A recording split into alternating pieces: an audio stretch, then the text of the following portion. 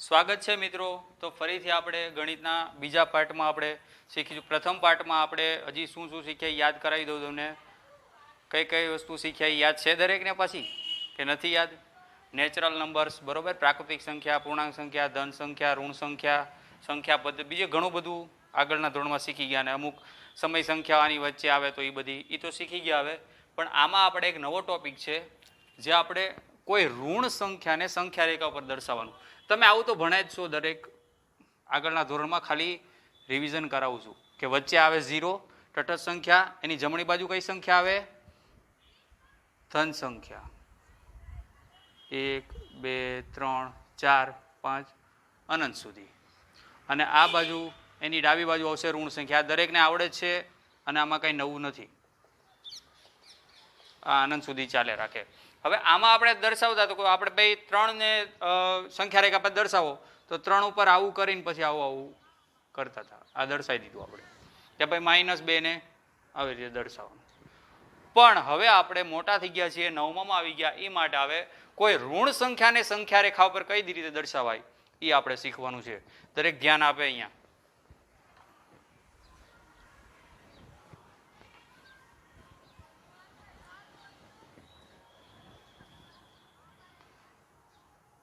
Example છે, એક ઉદાહરણ છે, √2 સંખ્યા રેખા પર દર્શાવો. હવે અત્યાર સુધી આપણે ઓલરેડી ભણી ગયા છે સંખ્યા રેખા, પણ √2 વાળું તો આપણને આવડતું જ નથી. તો આપણને એ ખબર છે કે √2 સંખ્યા રેખા પર કઈ રીતે દર્શાવે એ ખબર નથી. તો સૌપ્રથમ આપણે સ્ટાર્ટ કરશું. સૌપ્રથમ ખબર હોય તો ધોરણ 7માં તમારે આવતું હતું પાયથાગોરસનો પ્રમેય.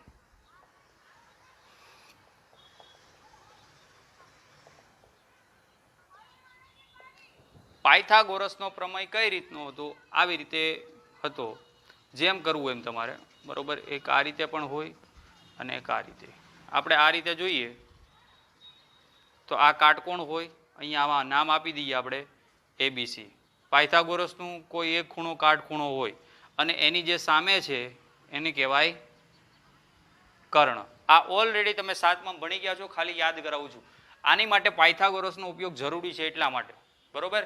હવે અહીંયા આપણે કઈ રીતે કરશું? તો આપણે જે શોધવાનું શું છે સંખ્યા રેખા પર √2. તો અહીંયા આપણે √2 લાવવાનું છે. એવું એ રાખો કે કર્ણ આપણે √2 લાવવાનું છે. તો √2 ક્યારે આવશે? જ્યારે CB અને AB આ બંનેનો સરવાળો ની અંદર √2. આપણે પાયથાગોરસનો પ્રમેય શું છે કે ભાઈ AC નો વર્ગ એટલે કર્ણનો વર્ગ બાકીની બે બાજુના વર્ગોનો સરવાળો એટલે કે AB નો વર્ગ અને BC નો વર્ગ. હવે AC નો વર્ગ આપણે √2 લાવવો છે તો એના માટે AB આપણી પાસે જો 1 થાય અને BC પણ 1 થાય તો 1 નો વર્ગ 1. આપણને અગાઉથી ખબર પડી જાય 1 ને 1 નો વર્ગ 1, 1 નો વર્ગ 1 અને AC નો વર્ગ. તેથી AC નો વર્ગ બરાબર 2. તેથી બંને બાજુ વર્ગમૂળ લગાડો.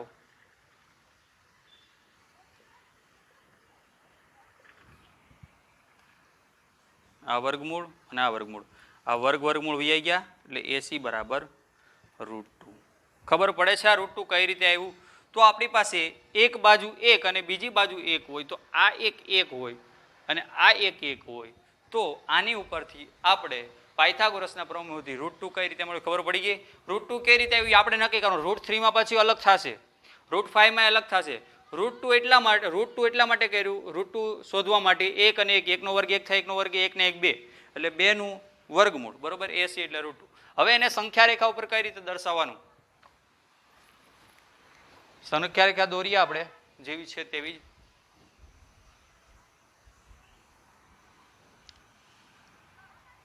ઝીરો 1 2 3 -1 જરૂર તો આપણે એટલાની જ છે. પહેલા આપણે 1 લેવાનું છે આ બાજુથી, બરોબર. અહીંયા નામ આપી દઈએ 0 થી લઈને 1 સુધી, બરોબર. કંઈક નામ આપવું હોય તો આની જેમ આપી દઈએ આપણે. આ C નામ આપી દઈએ આને. ક્યાં આપશું? અહીંયા. અને આને નામ આપી દઈએ B, આ પોઈન્ટને, બરોબર. હવે ત્યારબાદ આ કેટલું થયું આપણી પાસે? 0 અને 1 એટલે 1 થઈ ગયું. આ હવે આપણે 1 ક્યાં લેવાનું છે? ઊભું.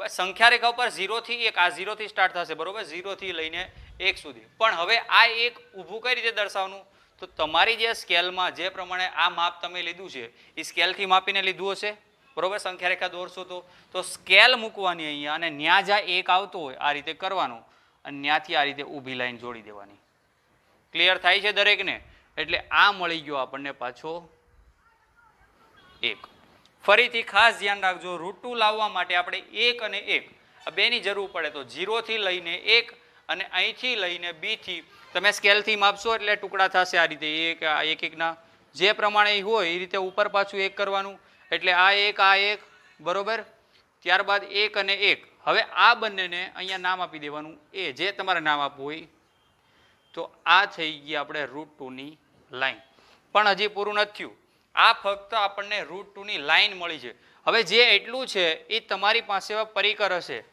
પરિકર એટલે તો ખબર હશે બધાને પરિકરમાં પેન્સિલની બંને આવે તો એટલું તમારે માપવાનું એસી જેટલું માપ લેવાનું એસી જેટલું અને સી ને કેન્દ્ર ગણી આ રીતે એસી જેટલું માપ લેવાનું અને સી ને કેન્દ્ર ગણી સી ને કેન્દ્ર ગણી અહીંયા આની ઉપર આવે આ રીતે તમારે આ સંખ્યા રેખા ઉપર આવે એ પ્રમાણે આ જે પી બિંદુ મળ્યું છે એ છે આપણું √2 √2 ની અંદાજિત મૂલ્ય 1.41 જેવું સમથિંગ કંઈક થાય છે ક્લિયર થાય છે આપણે √2 કઈ રીતે 1 ને 1 2 પછી આટલું બિંદુ આપણે 1 લીધું એટલું 1 લીધું આ બેને જોડ્યું એટલે √2 મળી ગયું કારણ કે આ કાટખૂણું છે એની સામે √2 થાય એટલું જે માપ આવ્યું અને સી ને કેન્દ્ર લાગી સંખ્યા રેખા પર અડાડી દેવાનું એ જ્યાં પણ તમારી સંખ્યા રેખા સી ને કેન્દ્ર ગણી આડે છે એ તમારું આવી ગયું √2 ક્લિયર થાય છે દરેકને સમજાય છે હવે આપણે √3 વિશેની ચર્ચા કરીએ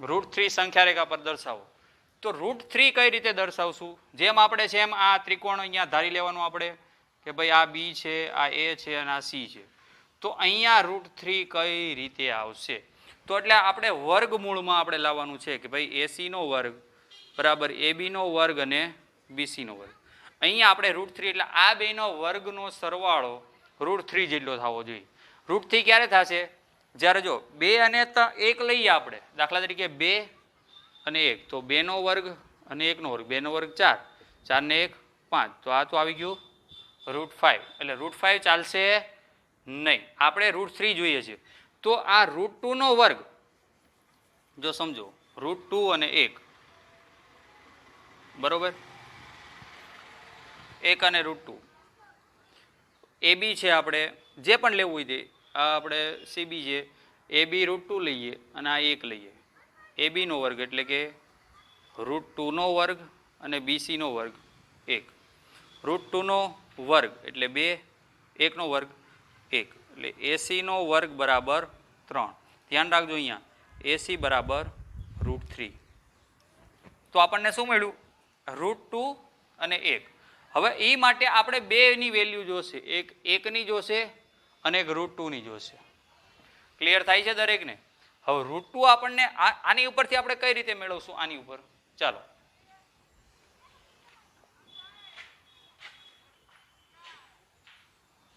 ઝીરો 1 2 3 -1 માઇનસ હવે આની ઉપર √2 આપણે લાવવું પડશે પહેલા ક્લિયર થાય છે √2 આપણે એક તો આપણને ખબર છે કે એક કઈ રીતે આવશે પણ આની પર √2 કઈ રીતે આવશે √2 પરની વેલ્યુ એટલે અહીંયા આપણે સૌ પ્રથમ √2 શોધવું પડશે જે ક્યારે √2 આપણે જે હમણાં પહેલા શોધ્યું એમ કઈ રીતે શોધ્યું હતું તો ભાઈ અહીંયા આપણે સી નામ આપી દીધું હતું અહીંયા બી આ છે 1 આ એટલું 1 તો 1 ને 1 2 બરોબર. આ તો હમણાં જ શોધેલું છે, યાદ છે ને?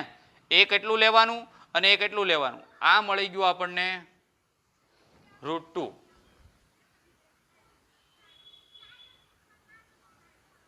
પણ આપણે આ √2 શોધવાનું થતું નથી, √3 શોધવાનું થાય. તો અહીંયા જે આ બિંદુ છે, અહીંયાથી આપણે 90નું આ રીતે અહીંયા લેવાનું. 90 તમારી જે સ્કેલ હોય એને અહીંયા રાખવાની અને આમ સીધું 90નું આપણે એક ઓલા જેટલું, એક એકમ જેટલું ખૂણો આ બે જેટલો અહીંયા જેટલો છે એટલો આ ખૂણો લેવાનો થાય છે, બરોબર? 90નો આ ખૂણો. એટલે અહીંયા આવી ગયું આ 1,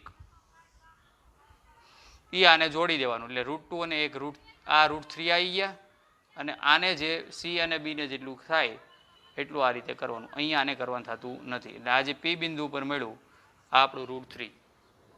√3 કઈ રીતે મળશે?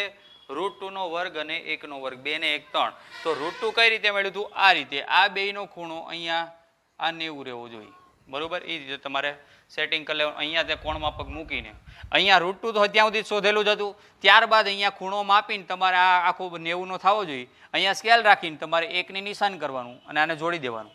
એને જોડો પછી આ જે બિંદુ નામ આપી દો અહીંયા ડી અને સી ને જોડો.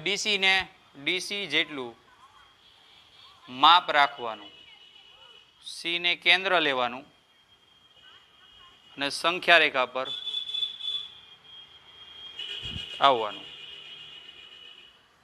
આ તમે સંખ્યા રેખા પર જ્યાં આવશો ત્યાં તમારું જે માપ આવે √3 ની અંદાજિત મૂલ્ય 1.73 સમથિંગ કંઈક થાય છે, બરોબર? એટલે 2 પહેલાનું આવશે. હું તો અહીંયા મારે તો અહીંયા ગમે નહીં આવે, બરોબર? કારણ કે હું હાથથી દોરું છું.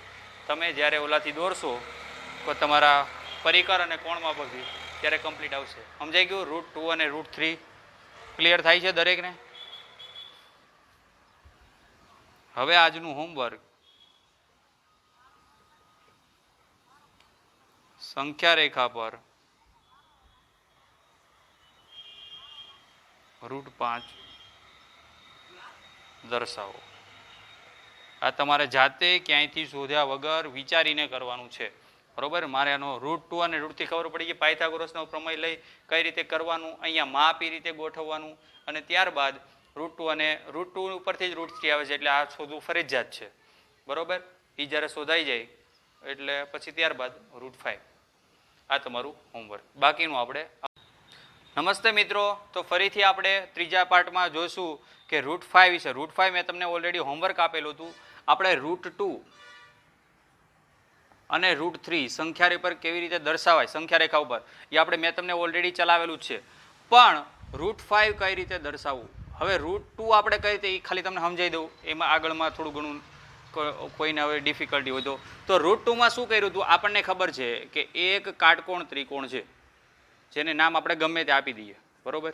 આ છે 90નો. હવે આ છે કર્ણ. તો આપણને ખબર છે કે આ બે બાજુના વર્ગોનો સરવાળો એ કર્ણના વર્ગ બરાબર થાય. આને કહેવાય પાયથાગોરસનો પ્રમેય. ઓકે? પાયથાગોરસનો પ્રમેય શું કહે છે કે બે બાજુના વર્ગોનો સરળ કર્ણના વર્ગ બરાબર. તો આપણે √2 લાવવાનું હતું તો એમાં શું કર્યું હતું આપણે? તો અહીંયા શું થાય એનો વર્ગ કે ભાઈ AC નો વર્ગ બરાબર AB નો વર્ગ પ્લસ BC નો વર્ગ. ક્લિયર થાય છે દરેકને? કર્ણના વર્ગ બાકીના બે બાજુના વર્ગનો સરવાળો. તો અહીંયા શું થઈ રહ્યું હતું આપણે ભાઈ? અહીંયા AC નો વર્ગ એટલે કે 1 નો વર્ગ અને 1 આપણે લીધા હતા. તો 1 નો વર્ગ 1, 1 નો વર્ગ 1, તો 1 ને 1 2. AC નો વર્ગ તો અહીંયાથી વર્ગમૂળ કાઢો તો અહીંયા આવી જાય √2, બરોબર? આ √2 આપણે ચલાવ્યું હતું. હવે √3 કઈ રીતે લીધું હતું? તો આપણને ખબર છે કે 2 નો વર્ગ અને 1 નો વર્ગ. તો 2 નો વર્ગ કેટલો થાય? 4 અને 1 નો વર્ગ કેટલો થાય? તો 4 ને 1 5. આ થઈ ગયા √5. પણ આપણે √3 માટે શું કર્યું હતું? √3 માટે શું કરવાનું છે? √2 નો વર્ગ પ્લસ 1 નો વર્ગ. √2 નો વર્ગ એટલે વર્ગ, આજે વર્ગમૂળ કહેવાય અને વર્ગ એ બંને સાથે સાથે નીકળી જાય, બરોબર? એટલે અહીંયા થયા 2 ના 2, 1 નો વર્ગ 1 એટલે આ થઈ જાય √3. હવે આ છે √5. √5 કઈ રીતે? તો 2 નો વર્ગ અને 1 નો વર્ગ. તો હવે આપણે જોવાનું છે સાચું √5, બરોબર? આ તમને મેં સમજાવી દીધું કઈ રીતે આવ્યું. √5 હવે કઈ રીતે જોશું? તો તમે સંખ્યા રેખા ઉપર અહીંયા લખશો 0, અહીંયા લખશો 1, અહીંયા લખશો 2, અહીંયા લખશો 3, આ બાજુ માઇનસ.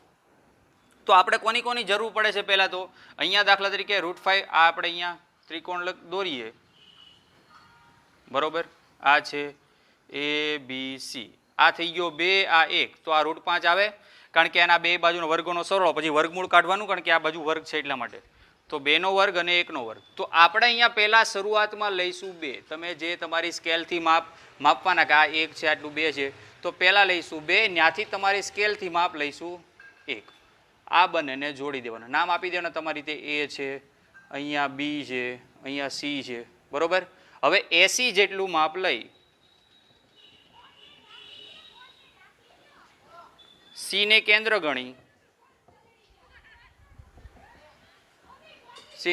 ગણી અહીંયા આની ઉપર સંખ્યા રેખા ઉપર આ રીતે તમારે ચાપ મારો આ જે ચાપ આવશે તમારે આ તો આપણે B કહી દીધું આ જે ચાપ આવશે એને P કહી દો જે આવે છે બરોબર P બિંદુ આપણને સંખ્યા રેખા પર મળશે એ આપણું આવશે √5 √5 કઈ રીતે મળે 2નો વર્ગ પ્લસ 1નો વર્ગ કરવો પડે અહીંયા બરોબર દાખલા તરીકે અહીંયા લખીએ આપણે AC નો વર્ગ બરાબર AB નો વર્ગ પ્લસ BC નો વર્ગ તો એ માટે અહીંયા AC નો વર્ગ થાય 2નો વર્ગ પ્લસ 1નો વર્ગ 2નો વર્ગ એટલે 4 4 ને 1 5 એ આનો વર્ગ છે પણ હવે અહીં બે બાજુથી વર્ગમૂળ કાઢીએ આખું લખીએ બે બાજુ વર્ગમૂળ લગાડીએ તો વર્ગમૂળ જતા રહે એટલે AC બરાબર √5 આ રીતે 2 અને 1ના ઓલાથી √5 આવશે ક્લિયર થાય છે કે દરેકને આ રીતે